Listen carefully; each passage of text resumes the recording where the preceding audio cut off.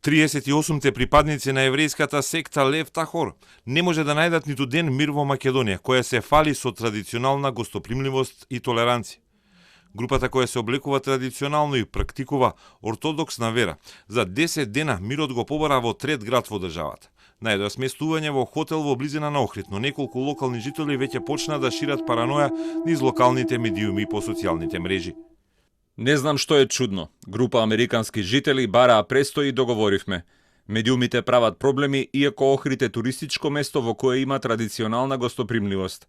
Сите се занимаваат со овие луѓе, а никој не се занимава со тоа што килограм јаболки е 1 денар.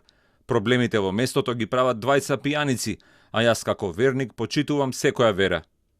Но работите земаат уште полош правец, па на TikTok се појавија 2 видеа кои ги сатанизираат припадниците на групата, споредувајќи ги со сцени од хорор филм и моргничава музика.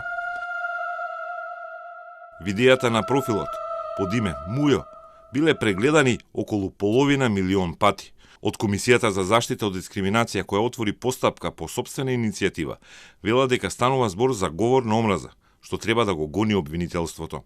Саботата имав краток разговор повторно со представничката на групата и таа ми извести дека повторно се соочуваат со присуствици дека мора да си одат.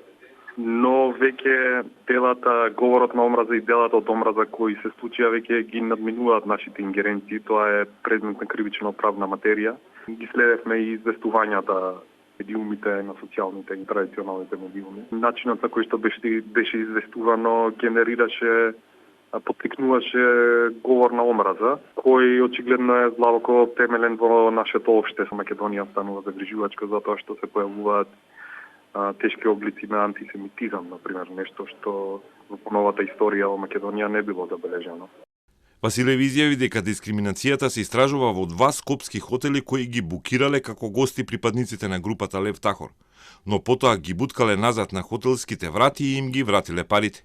Пред третиот хотел, каде биле сместени, представничката на Лев Тахор им кажала дека имале притисоци исто како во Куманово. Пред хотелот имало луѓе кои фрлале петарди и викале. Слично било и во Куманово, а пред куќата со жените не биле фрлани јајца и камења. Додека мажите биле сместени во друга куќа во кумановската населба Зелен Рид, каде млади локални жители викале и како што рекоа соседите, фрлале кон куќата и ја скршиле портата.